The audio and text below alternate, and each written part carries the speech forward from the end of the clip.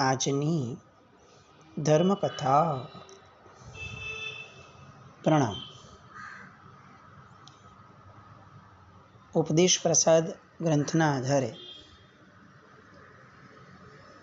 કુરગડુ મુનિના પૂર્વભવોની કથા આપણે જોઈ રહ્યા છીએ. આ પૂર્વભવોની અંદરની સૌથી મહત્વની બાબતો એ છે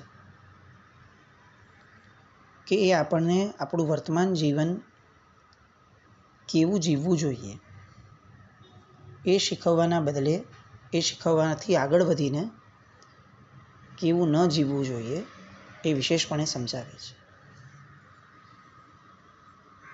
ક્રોધ કર્યો તો એનું ફળ પણ મળે છે, માસક્ષમણ કર્યો તો એનું ફળ પણ મળે છે. ક્રોધ સહિતનું માસક્ષમણ થયું તો એનું ફળ પણ મળે છે. સંયમ પાડ્યું એનું ફળ પણ મળ્યું, અને ક્રોધ સહિતનું સંયમ સાથેનું મૃત્યુ કાળધર્મ થયો તો એનું ફળ પણ મળ્યું. નાનામાં નાની ઘટના આપણા જીવનની, નાનામાં નાનો વિચાર એ પણ આપણને ભવિષ્યમાં ફળદાયી બનવાનો છે.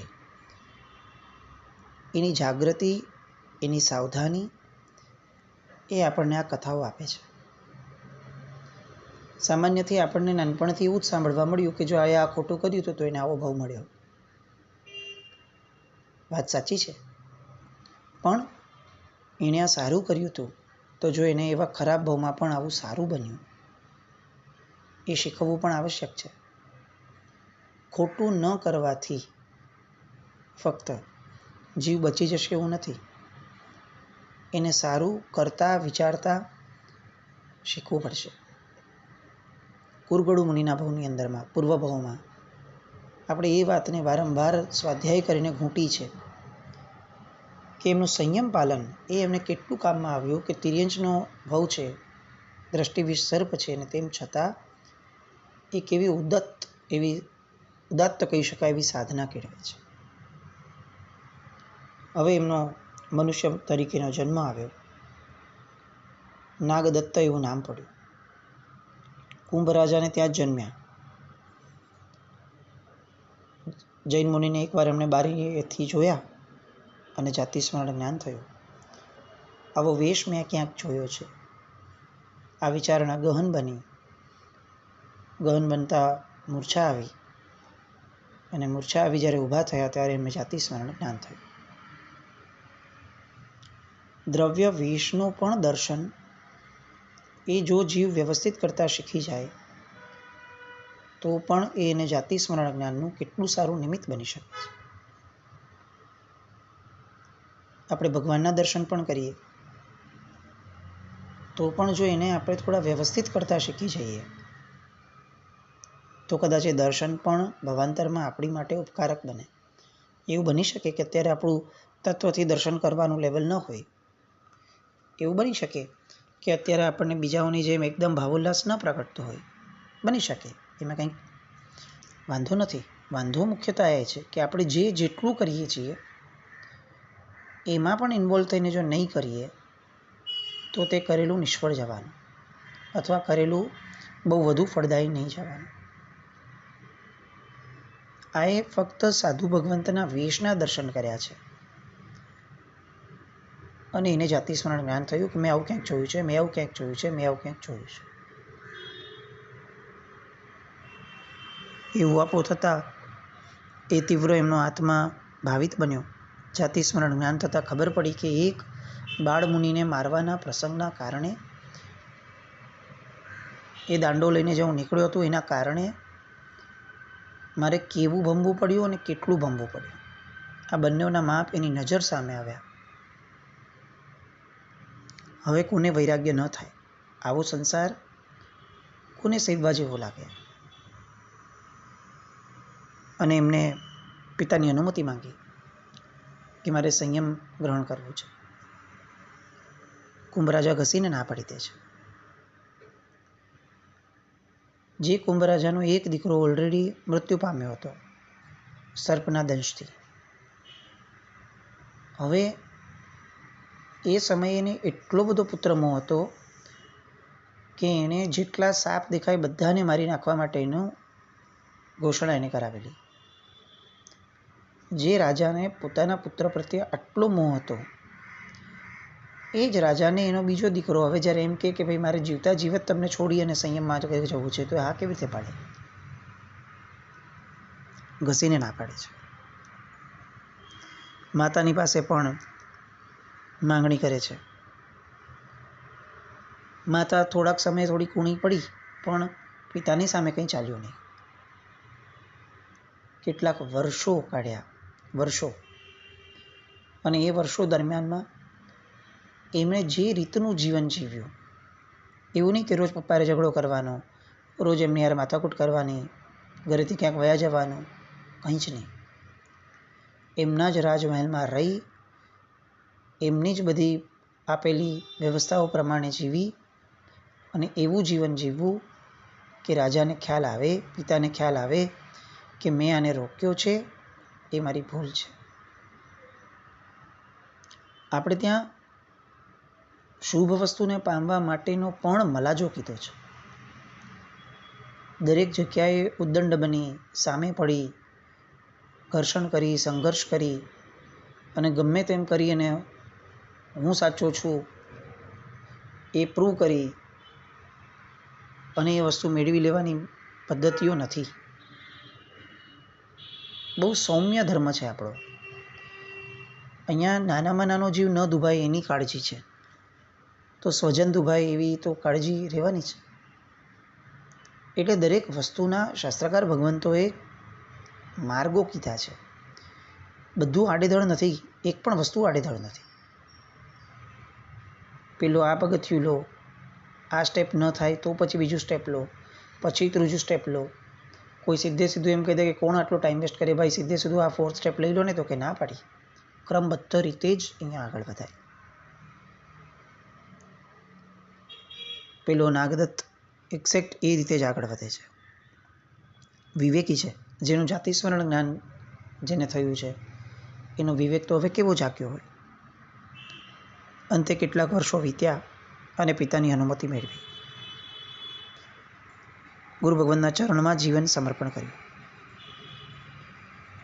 હવે આપણને એમ લાગે કે બધું જ સરસ, ખાધું પીધું ને રાજ કર્યું, પણ ના. તિર્યંચીની યોનિની અંદરમાં જન્મ લીધો હતો પૂર્વભાવમાં. એટલે અચાનકથી હવે એમને ઉદય જાગ્યો ક્ષુધા વેદનીયનો. આ કર્મ કેવું જબરદસ્ત સેટિંગવાળું હોય, આપણને એવું લાગે. જે ભાવમાં સંયમ લીધું હતું એ ભાવમાં સંયમ પાલનની બરાબરની કાળજી રાખવાનું વચન ગુરુને આપ્યું હતું નાણ સમક્ષ, અને એ વચનનો દ્રોહ કર્યો હતો કશાય કરીને. એ ફળ હજી ભોગવવાનું બાકી રહ્યું અને એ ફળ ચારિત્ર મોહનીય કર્મના સ્વરૂપે અત્યારે આ ભાવમાં ઉદયમાં આવ્યું કે એમને ક્ષુધા વેદનીયનો ઉદય જાગ્યો, અને એ પણ ઉગ્ર જાગ્યો. ક્ષુધા વેદનીય એટલે શું? તો કે ભૂખ લાગવી. એવી ભૂખ લાગવી, એટલી ભૂખ લાગવી કે જે સહન જ ન કરી શકાય. આમ થવાનું કારણ શું હતું? તો કે બે કારણો. એક કારણ, સૌથી પહેલાં ભાવની અંદરમાં જે સંયમ જીવન લઈ અને ચારિત્ર મોહનીય બાંધ્યું, સંયમને ખંડિત કર્યું હતું, એમાં જે અતિચાર લગાડેલો, એના કારણે એ ચારિત્ર મોહનીય કર્મનો ઉદય એક. અને બીજું, આગલા ભાવની અંદરમાં તિર્યંચ યોનિમાં હતા. તિર્યંચ હંમેશા ક્ષુધા વેદનીયના ઉદયવાળા હોય, એને ભૂખ બહુ જ લાગે. એટલે એ કર્મ જે ત્યાંથી બાકી રહ્યું એ અત્યારે ફરી ઉદયમાં આવ્યું, અને આ જ ટાઈમે ઉદયમાં આવ્યો, રાઈટ ટાઈમ પર. જોનારાને ખરેખર એવું લાગે કે અત્યાર સુધી રાજકુમાર હતો, રાજમહેલમાં હતો, ત્યાં સુધી કોઈ પ્રોબ્લેમ નહોતો. આ જો દીક્ષા લીધીને એને આ પ્રોબ્લેમ થયો. હકીકતમાં એણે દીક્ષા લેવી નહોતી જોઈતી. સામાન્ય વ્યક્તિ એ આવું સામાન્ય જ વિચારી શકશે. કેટલાકને એવું લાગે પણ ખરું કે ક્યાંક દીક્ષાના મુહૂર્તમાં ગડબડ હશે, કેટલાકને એવું લાગે કે કોઈકે કંઈક કરી લીધું હશે, કેટલાકને એવું લાગે કે આ ગુરુ ભગવંતે કંઈ ધ્યાન નથી આપ્યું. અનેક વસ્તુઓ અને આવા અનેક વિકલ્પો થાય, કારણ કે લોકને ક્યારે પણ કર્મના આધારનું જેને શાસનનું ગણિત છે સર્વજ્ઞનું, એ શીખવું જ નથી. એટલે જ આ ધર્મને લોકોત્તર ધર્મ કીધો કે આવું લોક જે વિચારે એને ગણકારવું આવશ્યક નથી. અહીંયા લોકોત્તર વિચારધારાથી જે લોકો ચાલતા હોય છે, જેમની વિચારધારા ચાલતી હોય છે, એવા વ્યક્તિઓને ઉદ્દેશી અને કહેવામાં આવ્યું લોક વિરુદ્ધ જ ચાવો. એવા લોકની વિરુદ્ધની પ્રવૃત્તિ નહીં કરવી, પણ કેવા લોકની વિરુદ્ધની કે જેની લોકોત્તર મતિ છે. અહીંયા ઉદયમાં આવ્યું. ગુરુ સમજે છે. પોતાને નાગદત્ત કુમારને એટલે કે મુનિને પણ જાતિ સ્વર્ણ જ્ઞાન છે, એટલે એને ખબર છે કે મારું તિર્યંચનું એ જે કર્મ છે ક્ષુધાવેદનીયનું એ જ ઉદયમાં આવ્યું છે. ગુરુ ભગવંત પણ એમને આધારે એમને છૂટ આપે છે. હવે બીજું તો ઘણું ક્ષુધાવેદનીયનો ઉદયમાં ભૂખ લાગી જાય, પણ એક સૌથી મહત્ત્વની જે એમની તકલીફ રહી એ રહી કે વહેલી સવારે નૌકરસીની પોરસી પણ ન કરી શકે. આમ તો ઘણી બધી વસ્તુઓ વાપરી શક્યા હોત ભૂખ લાગે છે તો, પણ ના, ક્ષુધાવેદનીયનો ઉદય છે એટલે ભૂખ સંતોષવી જરૂરી છે, જીભ સંતોષવી જરૂરી નથી. વૈરાગ્ય તો જ્વલંત છે એટલે એવું નક્કી કરે છે કે હું ફક્ત ભાત વાપરીશ. પણ ક્ષુધાવેદનીનો એવો ઉદય છે કે સામાન્ય ક્વોન્ટિટીનો ભાત તો ચાલતો નથી, તો હું શું કરીશ? તો કે ઘડો ભરીને ભાત વાપરશે. કુરગડું આ જે શબ્દ છે એ એના આધારે પડેલો શબ્દ છે. એ ઘડો ભરીને કુર જાતિના ભાત ભોરીને લાવતા, એટલે એમનું નામ નાગદત્તમાંથી કુરગડું મુનિ પડી ગયું. આવું કરવાનું કારણ શું? પૂર્વભવનો એ ચારિત્ર મૌન્ય કર્મનો ઉદય અને ક્ષુધાવેદનીયનો ઉદય. હવે જુઓ, ગુરુએ તો બહુ સારું કામ કરી લીધું, પોતાને ઉચિત કે નૌકરશીની છૂટ આપી દીધી. આ એ કાળ ન હતો કે જ્યારે સામાન્યતઃ એકાદશનાથી નીચું કોઈ તપ ક્યારે કરતું હતું, અને તેમ છતાં ગુરુ ભગવાન બધું સમજતા હતા એટલે એમણે નૌકરશીની છૂટ આપી. પણ એ છૂટ તો ગુરુ ભગવંતે આપી, એ સમજણ ગુરુ ભગવંતે કેળવેલી. આ એમની વાસ્તવિકતા સાથે તાદાત્મ્ય એમના ગુરુ ભગવંતે કેળવ્યું. સહવર્તી મુનિ ભગવંતો એ ન કેળવ્યું. દિવસો વીતવા લાગ્યા. કેટલાક નગરના લોકો હાંસી કરવા લાગ્યા. કેટલીક વાર ગોચરી મેળવવામાં પણ મુશ્કેલી થવા લાગી. કેટલીક વાર સહવર્તી મુનિ ભગવંતોને પણ આ વસ્તુઓ પચતી ન હતી કે કેવી રીતે એને છૂટ અપાય. આ બધા કષ્ટો હતા, માનસિક કષ્ટો. એ બધાને એમણે એટલા સમતા રસથી સંવેદ્યા, એટલા ઉપશમ રસથી એ કર્મને એમણે સંવેદ્યું કે એમના આગળના તમામ કર્મો ધીરે ધીરે મોડા પડવા લાગ્યા. આપણી છે ને એવી માન્યતા છે કે જીવ સહન કરે ને તો એનું કામ થઈ જાય. આ માન્યતા ખોટી છે એવી વાત નથી, પણ અધૂરી છે. જીવના સહન કરવા માત્રથી એના કર્મોનો ક્ષય નથી થઈ શકતો. સહન તો એકેન્દ્રિય પણ કરે છે. જીવના સ્વીકાર કરવાથી કર્મ ખપે છે. એ જેટલું પણ સહન કરે છે જીવનમાં, એટલું એ સૌથી પહેલાં મનથી સ્વીકારે અને સ્વેચ્છાએ સ્વાધીન થઈને કરે. દીનતાપૂર્વક, લાચારીપૂર્વક સ્વીકાર કરી અને પછી કરવો, એ સહન કરવાને તો કોઈ અર્થ જ નથી, અથવા બહુ વિશેષ અર્થ નથી. અહીંયા નાગદત્ત કુમાર જેટલી પણ માનસિક અપભ્રંશના એમણે સહન કરવી પડી, લોકોની, સહવર્તી મુનિઓની, એ બધી જ એમણે એટલી બધી સમત્વ ભાવથી અને પ્રસન્નતાથી સ્વીકારી છે કે સ્વીકારના કારણે જૂનું કર્મ ખપતું ગયું અને નવું કર્મ બંધાયું નહીં. ધીરે ધીરે કર્મનો સ્ટોક ખાલી થતો ગયો, અને ખાલી થતાં કર્મ જેમ જેમ નબળું પડતું ગયું એમ આત્મ સ્વભાવ એ ઉન્નત બનતો ગયો. મોહનીયનું જોર ઘટવા લાગ્યું એટલે આત્મજાગૃતિ વધવા લાગી. આ અરસપરસ છે. કર્મ આત્મા પરથી જેમ જેમ ખરતું જાય તેમ તેમ આત્માનો સ્વભાવ એ જીવનમાં છલકાતો જાય, દેખાતો જાય, ડોકાતો જાય. અને એક ઘડો ભાત વાપરી લેવા પછીથી આ મુનિ પછીથી જે રીતે સાધના કરતા હતા, પોતાના જીવનને, પોતાના શરીરનો જે રીતે કસ કાઢતા હતા,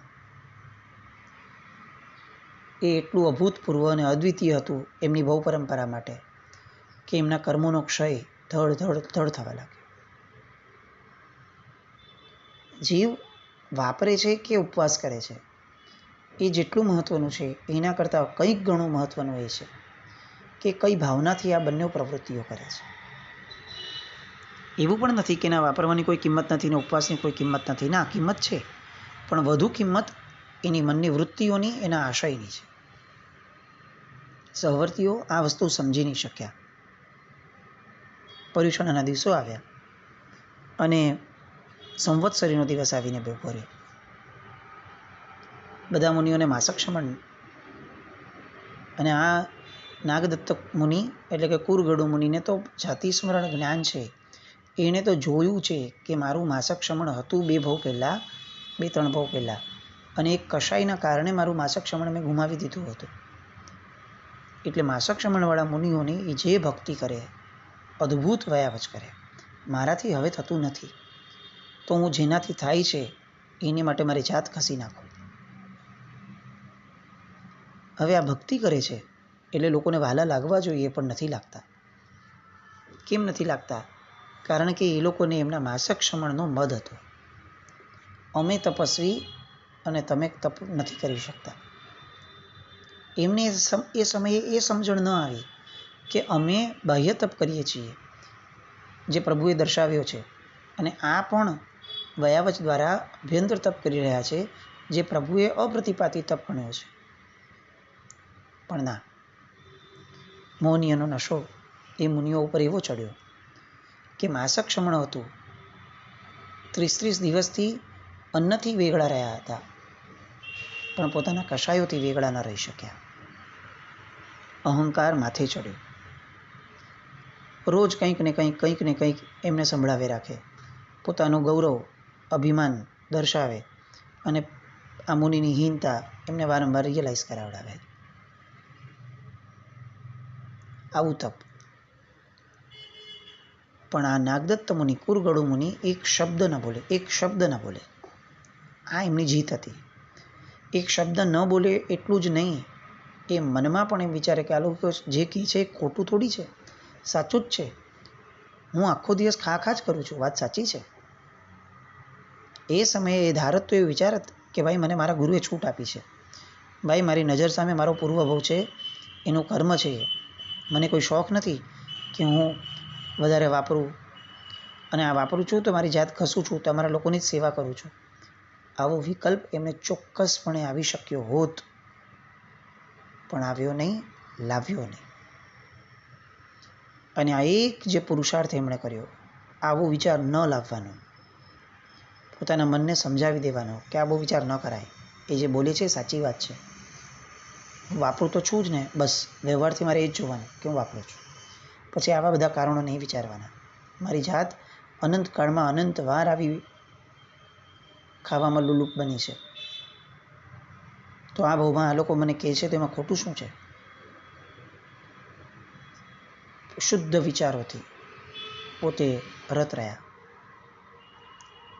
અને એ સંવત્સરીનો દિવસ કે જે અસંખ્ય આત્માઓ માટે ક્ષમા કરતાં પણ વધુ આગળ વધીને અનંત અનુબંધી કશાયમાંથી આગળ વધવાનો ભાવ હતો, દિવસ હતો. એ દિવસ અત્યારે આ મુનિને એટલો બધો કારગર સાબિત થયો કે એ દિવસે બધાઓએ બહુ આગ્રહ કર્યો કે તમે આજે તો નૌકરશી ન કરો, અને છતાં પણ એમનાથી રહેવાયું નહીં. ભૂખ્યા અને વોરીને લાવ્યા. વોર્યા પછીની પદ્ધતિ હોય કે વડીલ મહાત્માઓને એ બતાવવું પડે ગુરુ ભગવાનને કે જો હું આ વોરીને લાવ્યો છું, અને વડીલ મહાત્માઓ એમાં થૂક્યા. થૂ છે તારી આ ક્ષુધાવેદની અને ઉદયને તારી ભૂખ ઉપર. માસક શમણનો તપ હતો, અને આમના ગળામાં થૂક્યા. આ એક્સ્ટ્રીમ હતી કે જે એક્સ્ટ્રીમ ઉપર કોઈની પણ સહનશક્તિ વિચલિત થઈ જાય, કોઈની પણ સ્વીકાર ભાવના પણ વિચલિત થઈ જાય, પણ આ મુનિની ન થઈ. એમણે હજી પોતાની સેલ્ફને બરોબર પકડીને રાખી હતી. ઉલટાકનું એમણે વિચાર્યું કે આ તો મારા ભાતની અંદરમાં ઘીનું કામ કર્યું. તપસ્વીનો શરીરનો મેલ છે. એ તો મારી માટે કદાચ મારા જે ક્ષુધાવેદનીય છે એના ખપાવવા માટેનું સાધન બની જશે. અને આ જ ધારા એમાં આગળ વધતા વધતા કેવળ જ્ઞાન, કર્મનો ક્ષય, આત્મ જાગૃતિ તો હતી જ વર્ષોથી, અને આત્મ સ્વરૂપ એ ધીરે ધીરે ખીલતું ગયું. ખીલતા ખીલતા કેવળ જ્ઞાન ત્યાં ને ત્યાં સંવત્સરીના દિવસે થયું. કેટલાકે માસક્ષમણ કર્યું, એમને જે ફળ ન મળ્યું એ ઘડો ઓરીને ચોખા ભાત જે લઈ આવ્યા છે એમને મળ્યું. વાપરનાર તરી ગયા, ઉપવાસ કરનાર જોતા રહ્યા. આ બધા પૂર્વભવોની વાતોથી આપણે આ જ સમજવાનું છે કે જીવનની નાનામાં નાની ક્રિયા, નાનામાં નાનો કોઈની સાથેનો વ્યવહાર, શબ્દ, વિચાર સાવચેતીપૂર્વક કરવા જેવો છે. એ ક્યારે કયા સમયે ક્યાં ઉદયમાં આવશે અને એ સમયે આપણે આ કુરગડુ મુનિ જેવી ક્ષમતા નહીં કેળવી શકીએ તો શું? બસ આવી ભાવનાઓથી આપણા મનને રત રાખીએ. બીજી કથા માટે આવતીકાલે ફરીથી મળીએ. જીના જ્ઞાન કંઈ પણ બોલ્યા તમે છે દુકડમ જૈનમ જયતિ શાસન.